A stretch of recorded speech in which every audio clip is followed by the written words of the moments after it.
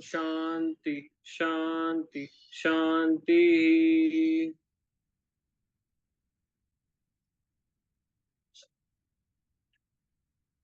Dear friends, before we begin, let us give a minute's knowledge about this wonderful organization. Disha Bharat is a not-for-profit organization that has been shaping young minds since 2005 through value-based personality development programs centered on know yourself, know your country, and know your culture. It empowers students to become a responsible citizen and nation builders. My Bharat National Youth Campaign is a nationwide initiative. Disha Bharat is dedicated to awakening patriotism, nurturing responsible citizens, and a future nation builders, inspiring young minds to become active contributors to the nation's future. An event under My Bharat campaign is a student activity in which students across India join online and share their knowledge on specific topics, inspiring words with us. Today's the first speaker is Miss Joshita Pattur, hailing from G. Narayanamma Institute of Technology and Science, Hyderabad. She had volunteered as a scribe for blind students and continuously been part of a student supportive groups. On, and she will be speaking on the topic Queen Velu Nachiyar, one of the most revolutionary freedom fighter from south of India, the first Indian queen to wage war against the British East India Company and to win it also. On to you, Joshita.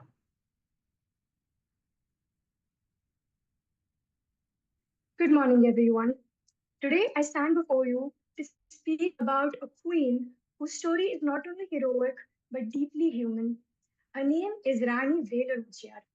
Born in 1730 and remembered as one of the most earliest Indian rulers to organize an armed resistance against the British East India Company. She is one of the most powerful symbols of courage in Indian history. When we speak of patriotism, we often remember final victories, the moments that brought us independence. But long before India became free, there were wars fought to bring us closer to independence. They were brave hearts who resisted injustice at great personal cost. Velu Nachiyar was one of them. Her life was not a simple tale of glory. It was a story of training, love, loss, exile, planning, sacrifice, motherhood, and finally a hard-earned victory. To understand why she became so extraordinary, we must begin with her early life. Velu Nachiyar was born in 1730 to the royal family of Ramanathapuram. She was the only daughter of King Selamuthu Sethupathi and Queen Sakandimuttal. Because there was no male heir, she was brought up with an unusual seriousness and strength, almost as one would prepare for the future ruler instead of as a sheltered princess. From a young age, she was trained in horse riding, sword fighting, archery, and martial arts such as silambam and the use of weapons. Traditional accounts also say that she learned multiple languages, including Tamil, Urdu, and French, and was familiar with also other languages. The details are important because they showed her later greatness did not appear suddenly. It was built patiently from her childhood. In 1746, she married Muttuvadaganatha Tevar, the ruler of Shivaganga kingdom. The marriage brought into her another royal responsibility, but it also gave her partner, ruler, and a duty. Their daughter, Vellachi Nachiyar, would later become an important part of this story. At this stage, her life seemed full of promise. She was a queen, a wife, and a mother. But history does not always spare the deserving. In the 18th century, the British East India Company had begun expanding its control with increasing aggression, often acting through alliances, revenue claims, and military force. In the southern parts of India, the Nawab of Arcot and the company together placed growing pressure on local kingdoms, including including Shivaganga. Then came the terrible injustice that changed Velanachya's life. On 25th of June 1772, company forces under Colonel Joseph Smith and Captain Bonjour marched on Kalayar Kovil. The attack was not merely a battle, It was an act of political aggression meant to break the independence of Shivaganga. In that assault, Muthu Vadaganatha was killed, unfortunately. This was the single wound of her life. Her husband was not simply lost in a distant military struggle, he was killed in an invasion tied to colonial ambition and local betrayal. A ruler defending his land was struck down, and with that blow, a family was shattered and a kingdom was thrown into chaos. Imagine Velu Nachar in that moment. She was not only a queen, but also a grieving wife, a threatened mother, and the last shield standing between her young daughter and the rest of the world. She escaped with little Vellachi, carrying not only the sorrow of widowhood, but also the duty of protecting her child and the memory of her husband. This is what makes the story so moving. Her resistance was not born in simple ambition, it was born through her own story of injustice. She had every reason to collapse. She had lost her husband, her kingdom, her safety, and her peace. But she refused to let the murder of Muthu Vadaganatha Tevar become the end of her story. Instead, it became the beginning of a greater fight. After the fall of Shivaganga, Velu Nachiyar entered a long period of exile that lasted around 8 years. She moved to places such as Virupachi and Dundigal, constantly shifting places for safety. They were not quite years of hiding. They was of survival and planning and determination towards a rebellion. Exile is one of the cruelest punishments history can give a ruler. It means watching others control your land and make your people suffer. It means living with the memory every day. It means carrying the face of the dead in your heart and still finding the strength to continue. Velu Nachiyar lived through all of this, and she did not live through it alone. Beside her was her daughter, Vellachi Nachiyar. Born in 1770, Vellachi was still a child. She was forced into exile after her father's death. We must not forget this part of the story. A young girl who should have known a palace and comfort instead grew up in danger, displacement, and uncertainty of her future. This gives the story an even deeper emotional force. Velu Nachiyar was not only fighting for a lost throne, she was fighting for her daughter's safety and future and the dignity of her kingdom. This is what makes her struggle both political and maternal. She was defending a kingdom, but she was also protecting a child's rightful place in history. During the exile, Velu Nachiyar gathered loyal supporters from around the places and sought a strong alliance. One of the most important of these alliances was that of Hyder Ali. Records account that she reached out to him for assistance, and that he responded with military support. Tamil accounts also note that she impressed him by speaking Urdu, showing both intelligence and diplomatic ability. This part of her life reveals the depth of her leadership. She did not spend exile only grieving. She used that time to and plan like a commander. She understood that rage alone would not defeat the British East India Company. She needed organization, arms, allies, and right timing. According to Tamil accounts, the letter sent on 8th December 1772 on her behalf appealed for significant military support, including cavalry, troops, and help to recover Ramanathapuram and Shivaganga. Later, in June 1780, a force moved from Dundigal towards Shivaganga with assistance from Hyder Ali, including cavalry and artillery support. What a remarkable image this creates! A queen driven from her land, refusing to disappear, rebuilding her strength year after year, and waiting for the right moment to return. And in this return, another extraordinary name shines beside her, Huili. Huili is remembered as one of Velu Nachia's most loyal commanders and one of the bravest women in the history of Indian resistance who trained an all women's force. Her history is not legendary merely because it is dramatic. It is powerful because it reveals the level of devotion Velu Nachiyar inspired in those who followed her. When the final struggle to recover Shivaganga approached, the enemy's ammunition posed a major threat. A direct assault or neutralizing their weapons would have been disastrous because we did not possess the same cavalry. It was then that Query made the decision for which history remembers her with awe. Accounts describe that she drenched herself in ghee or oil entered the British ammunition depot and set herself ablaze, destroying the armory. In that terrible and courageous act, she gave up her own life so that Velu Nachiar's forces could break through. This is one of the most heartbreaking and patriotic scenes in the entire story. Quilly does not die for reward. She died so that injustice would not win. She died so that a widow could reclaim her kingdom, so that her daughter could regain her safety and her future, and so that foreign power would learn that this land would not surrender easily. Then came the moment Velu Nachia had waited for years by pain and planning. In 1780, she successfully recaptured Shivaganga. This victory is one of the reasons she is remembered so strongly today. She did not merely resist, she won. She restored her husband's kingdom, re established authority, and proved that the British East Indian Company could be challenged and defeated. This victory must be understood in its full emotional meaning as well. To Velu Nachiyar, reclaiming Shivaganga was not simply a military achievement.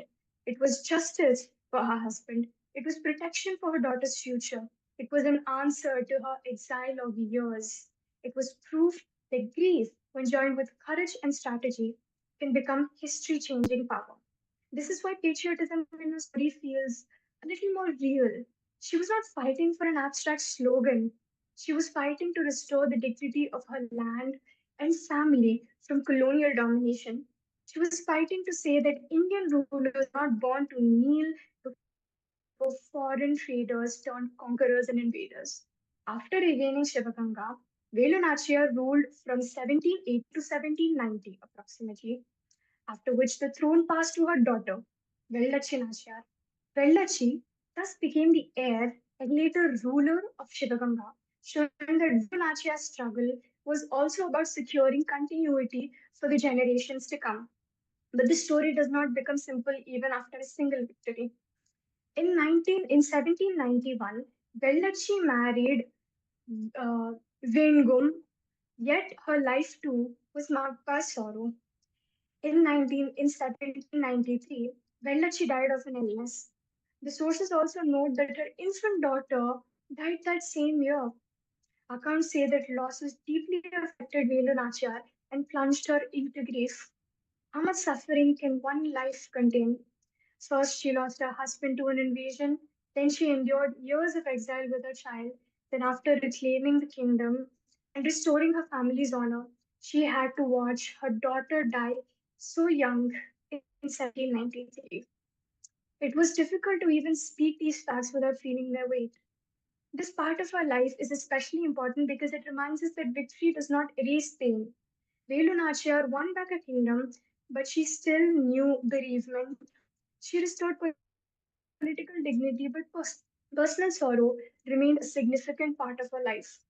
And perhaps this is why her story touches us so deeply. A queen who fought, a patriot who endured. This is what makes her unforgettable. Velu Nachiyar died on 25th December 1796. By then, she had already secured a permanent place in Indian memory.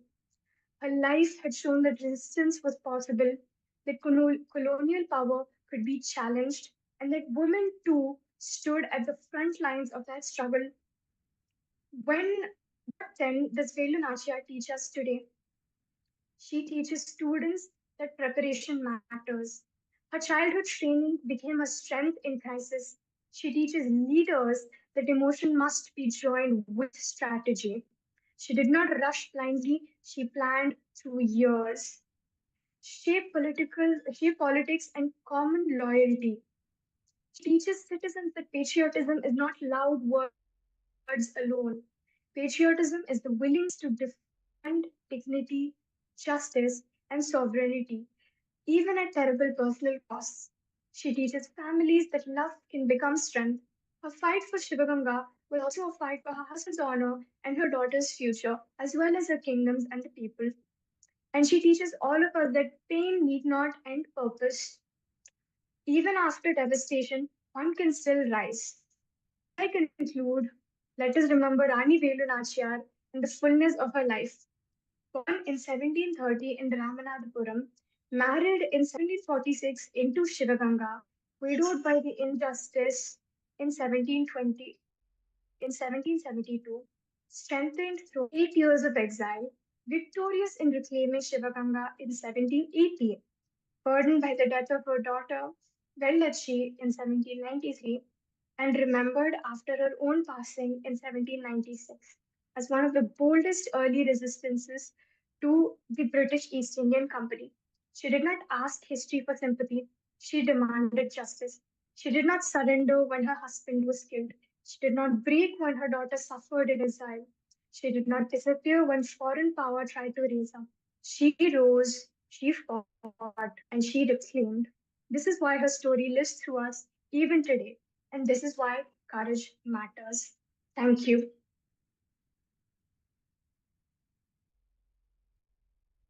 Thank you so much, Joshita. We had a wonderful learning session. We should learn from the life of Queen Velu Nachiyar and try to inculcate those values in our life. Everyone knows the Joan of Arc from France, but very few have come across about Queen Velu Nachiyar. What a story, what a valorous story, the courageous. We should understand what never give up means. We should understand what strategic alliance means. We should know how a woman can be a strategic administrator in the time of over a decade of invasion and centuries of persecution. There were queens that empowered women across history. Now, moving towards our second speaker of the day, Mr. Alok Kalpesh Sutaria, hailing from the School of Language, Gujarat University, Ahmedabad. He had been an NSS volunteer for a long while. He will be speaking on the topic Lifestyle for Environment, Small Habits, Big Impact.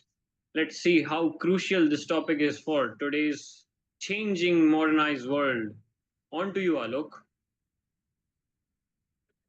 अ, दिशा भारत के इस online मंच से जुड़े हुए मेरे सभी प्रिय देशवासियों और साथियों को मेरा सादर नमस्कार। मित्रों, कल्पना कीजिए कि कल सुबह हम जगे और हमारे शहर में पीने का पानी ही न बचे तो क्या होगा। कल्पना कीजिए कि हवा इतनी प्रदूषित हो गई हो कि टहलने के लिए कोई जगह या खुला मैदान ही ना बचा हो। टहलना असंभव हो जाए, बाहर निकलना ही असंभव हो जाए तो क्या होगा। तो क्या हम इसे विकास कहेंगे, कह पाएंगे। आज जब हम स्वतंत्रता दिवस मना रहे हैं तो हमें केवल अपनी आज़ादी का उत्सव नहीं मनाना है, खाली तिरंगा झंडा ही नहीं लहराना है, बल्कि इस धरती के प्रति अपना कर्तव्य भी निभाना है, जिसने हमें जीवन दिया है।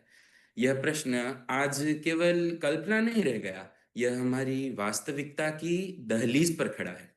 जलवायु परिवर्तन, जल संकट और वायु प्रदूषण ये आज के युग की सबसे बड़ी चुनौती बन चुका है। और इसी चुनौती का उत्तर है मिशन लाइफ, अर्थात लाइफस्टाइल फॉर एनवायरनमेंट। आज मैं इसी विषय पर अपनी बात करने जा रहा हूँ। विषय है लाइफ, छोटी आदतें बड़ा प्रभाव। साथियों, भारत वह देश है जहाँ सदियों से प्रकृति को माता के समान पूजा जाता है। हमारे वेदों में पृथ्वी सूक्त में कहा गया है, माता भूमि पुत्रो हम पृथिव्या, अर्थात पृथ्वी मेरी माता है और मैं उसका पुत्र हूँ। अथर्ववेद में नदियाँ, वन, पर्वत और वायु सभी को जीवनदायिनी शक्ति माना गया है। और तो और हमारे यहाँ पंच तत्व यानी पृथ्वी, जल, अग्नि, वायु और आकाश को भी पवित्र समझा गया है। तुलसी की पूजा होती है, पीपल को जल अर्पण करने की यहाँ परंपरा हो, या नदियों को माँ कहकर संबोधित करने की रीति, यह सब दर्शाता है कि हमारे पूर्वजों ने विज्ञान से हजारों वर्ष पहले ही समझ लिया था कि मनुष्य और प्रकृति का संबंध पारस्परिक नहीं है, पारस्परिक है, प्रतिस्पर्धिक नहीं है। वसुदेव कुटुंबकम का सिद्धांत अर्थात पूरी पृथ्वी को परिवार मानने का सिद्धांत हमें सिखाता है कि जैसे हम अपने परिवार के साथ हर सदस्य के भलाई के लिए सोचते हैं, वैसे ही हमें धरती के हर जीव, हर वृक्ष, हर नदी के भलाई के लिए सोचना चाहिए। महात्मा गांधी जी ने कहा था कि पृथ्वी के पास हर एक व्यक्ति की आवश्यकता पूरी करने के लिए पर्याप्त मात्रा में संसाधन है, लेकिन किसी एक भी व्यक्ति की लालच पूरी करने के लिए पर्याप्त संसाधन नहीं है। यह वाक्य आज के उपभोक्तावादी युग में पहले से कहीं अधिक प्रासंगिक हो गया है। साथियों, आज हम भारत सहित पूरा विश्व जल संकट के मुहाने पर खड़ा है। नीति आयोग की रिपोर्ट कहती है कि भारत के कई बड़े शहरों में भूजल स्तर खतरनाक तरीके से घट रहा है। हमारे पूर्वजों ने नदियों को देवी कहा, कुओं और बावड़ियों को पवित्र माना, क्योंकि वे जानते थे कि जल ही जीवन है। परंतु आज हम उसी जल को दूषित कर रहे हैं, बर्बाद कर रहे हैं। यदि आज हमने नहीं चेता तो आने वाला युद्ध तेल के लिए नहीं, बल्कि पानी की एक एक बूंद के लिए होगा। इसलिए वर्षा जल संचयन, जल का पुनः उपयोग और जल के प्रति सम्मान यह केवल एक विकल्प नहीं, बल्कि हमारे अस्तित्व की शर्त बन चुका है। साथियों, भारत के इतिहास में ऐसे अनेक उदाहरण हैं जो आम जनता ने प्रकृति की रक्षा के लिए असाधारण साहस दिखाया हो। ऐसे बहुत सारे उदाहरण हैं हमारे यहाँ। वर्ष 1730 में राजस्थान के खेड़जली गांव में अमृता देवी बिश्नोई और 363 ग्रामीणों ने वृक्षों की रक्षा के लिए अपने प्राणों की आहुति दे दी थी। यह बलिदान इतिहास पर्यावरण रक्षा का एक अद्वितीय उदाहरण है। वर्षों बाद 1970 के दशक में भी उत्तराखंड में जो चिपको आंदोलन हुआ था, उसने भी प्रकृति रक्षा की भावना को नए रूप में आगे बढ़ाया था। जब वहां की महिलाओं ने वृक्षों से लिपटकर उन्हें काटने से बचाया, ये घटना हमें सिखाती है कि पर्यावरण रक्षा ही हमारी संस्कृति चेतना का अभिन्न हिस्सा है। यह हमारे खून में है। वर्ष 2021 में ग्लासगो में आयोजित COP26 सम्मेलन में भारत के प्रधानमंत्री ने इस अभियान की नींव रखी थी। इसका संदेश स्पष्ट था, जलवायु परिवर्तन से लड़ने के लिए केवल तकनीकी क्षेत्र पर्याप्त नहीं है। वो अकेला कुछ नहीं कर सकता, बल्कि जब हमारी जीवन शैली में बदलाव आएगा और तकनीकी क्षेत्र भी हमारे साथ जुड़ेगा, तब परिवर्तन अवश्य होगा। यह विचार कोई खोज नहीं, बल्कि हमारी सदियों पुरानी भारतीय जीवन पद्धति का आधुनिक स्वरूप है। जरा सोचिए, यदि भविष्य में कोई बच्चा हमसे पूछेगा कि क्या सचमुच कभी नदियां इतनी साफ हुआ करती थी, स्वच्छ हुआ करती थी कि उनमें से सीधा पानी पिया जा सकता था, तो हमारे पास क्या जवाब होगा, क्या उत्तर होगा? आइए एक मिनट में अपने पूरे दिन की कल्पना करते हैं। जब हम घर में हो तो बिजली बचाएं, यानी जब उपयोग में ना हो तो लाइट्स और विद्युत उपकरण को बंद कर दे। LED बल्ब अपनाएं, पानी बचाए, नल खुला न छोड़े, वर्षा जल संचयन जैसे जो विकल्प है उसको बढ़ावा दे। जब हम बाजार में हो तब कपड़े का थैला अपनाएं, सिंगल यूज प्लास्टिक का उपयोग ना करें, स्थानीय उत्पादन की खरीदी करें और स्थानीय चीज वस्तुएं चुनकर परिवहन प्रदूषण घटाएं। जब हम समाज में हो तब समाज में हम पेड़ लगा सकते हैं। हर साल कम से कम एक पौधा लगाकर उनकी देखभाल कर सकते हैं। कचरा जो हमारे घर में गार्बेज निकलता है, उसे अलग अलग करके, गीला और सूखा कचरा अलग करके पुनः चक्रीकरण को बढ़ावा दे सकते हैं। देखा आपने, अलग अलग देखने पर ये सभी आदतें बहुत छोटी छोटी लगती है, लेकिन जब घर, बाजार और समाज, ये तीनों स्तरों पर ये चीज अपनाई जाए तो इसका सामूहिक प्रभाव असाधारण बन जाता है। साथियों, यह कोई कल्पना नहीं, आज का भारत स्वयं इसका जीवंत उदाहरण प्रस्तुत कर रहा है। हम इस बात को UPI के उदाहरण के माध्यम से समझ सकते हैं। UPI के माध्यम से डिजिटल भुगतान ने करोड़ों कागजी रसीदों की आवश्यकता को समाप्त कर दिया है। सोलार रूफटॉप योजना और LED क्रांति यानी उजाला योजना ने लाखों घरों में ऊर्जा दक्षता को बढ़ावा दिया है।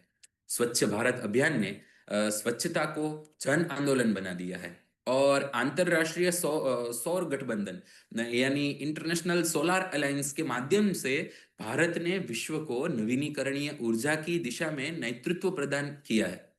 यह दिखाता है कि जब सरकार, तकनीक और नागरिक ये तीनों मिलकर काम करते हैं तब बदलाव असंभव नहीं।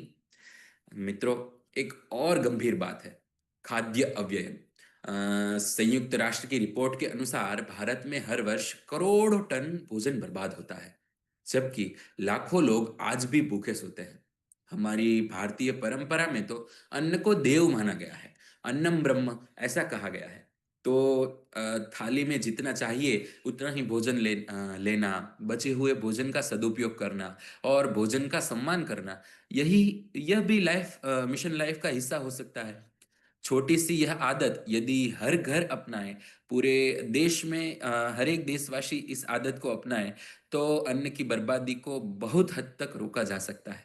साथियों, यह गर्व की बात है कि आज विश्व भारत की ओर एक आदर्श, एक आइडियल के रूप से देख रहा है। एक पेड़ माँ के नाम जैसे अभियानों ने करोड़ों नागरिकों को वृक्षारोपण से जोड़ा है। संयुक्त राष्ट्र ने भी मिशन लाइफ की सराहना करते हुए एक वैश्विक मॉडल के रूप में स्वीकार किया है। यह दर्शाता है कि जब कोई राष्ट्र, नागरिक और उसकी सांस्कृतिक जड़ों से प्रेरणा लेकर आधुनिक समाधान गढ़ते हैं, तो वह पूरी दुनिया के लिए मार्गदर्शक बन जाते हैं। भारत आज केवल अनुसरण नहीं कर रहा, बल्कि नेतृत्व कर रहा है। भारत विश्व की सबसे तेजी से बढ़ती अर्थव्यवस्थाओं में से एक है। तो इसी के साथ हमारी जिम्मेवारी भी बढ़ जाती है। हमें विकास और पर्यावरण के बीच संतुलन बनाना है। एक प्रसिद्ध विचार है, यह पृथ्वी हमें अपने पूर्वजों से उधार में नहीं मिली, बल्कि यह हमें अपनी आने वाली पीढ़ियों से सॉरी यह पृथ्वी हमारे पूर्वजों से हमें विरासत में नहीं मिली, बल्कि हमारे आने वाली पीढ़ियों से उधार में मिली है। इस वाक्य से स्मरण हम समझ सकते हैं कि हम इस धरती के मालिक नहीं, बल्कि इसके संरक्षक है।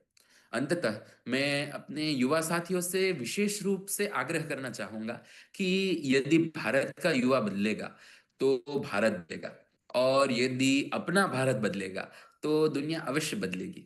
हमें अपने घर, विद्यालय और समाज में इन आदतों का उदाहरण प्रस्तुत करना होगा, और अपने माता पिता व आस पड़ोस को भी इस दिशा में प्रेरित करना होगा।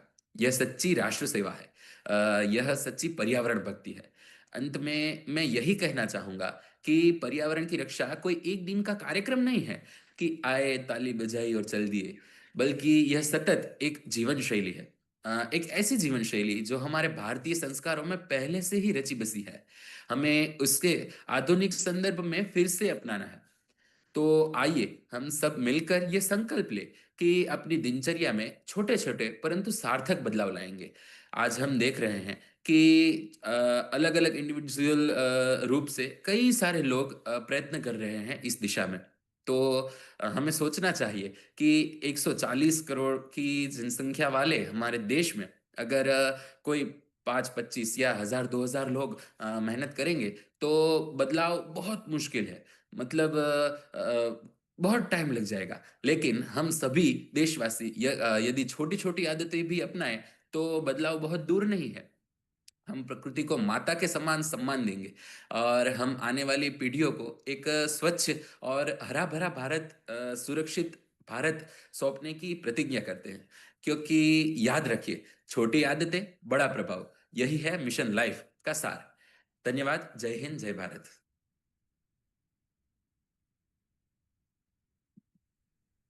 Thank you so much, Adlo, for the exuberant session on the lifestyle for environment, describing how can our small habits make a huge impact in the sustainable development of the country and the world as well. After all, they say one man can make a difference, one habit can change the world. Today's session was a liberating experience, from giving tributes to the valor of great Queen Velu Nachiyar to understanding the significance of every small act in the field of ecology. I hoped we gained something valuable today, because personally I did too. Dear viewers, reforms in the society are the evidence of the growth, and reforms take the path for the new civilization to grow. So, we have in the evening our lecture series today, My Bharat lecture series, a talk on social reforms during the freedom movement by Sir Rajat Sethi, author and thinker based on Delhi. It describing how social reforms have shaped our national freedom movement. Do join us live on our Facebook channel at 7 p.m. And for tomorrow's 6th August, our morning student talk will be on a freedom fighter is Raja Chikka Venkatappa Nayak from Karnataka. And the second session topic is My Duty, My Nation, and Rights Begin with Responsibilities. So do join us in the tomorrow's session as well. You will find wonderful knowledge tomorrow as well to gain. Dear viewers, thank you all for being part of today's My Bharat Student Talk. Our heartfelt gratitude to our speakers of the day for their inspiring presentation, our mentors and the volunteers for their guidance, and to our technical team for ensuring a seamless live stream. A special thanks to all our viewers for the encouragement and support. Let us continue to learn, serve, contribute towards a building stronger Bharat. Thank you. Jai Hind. Vande Mataram. Before we conclude the session with a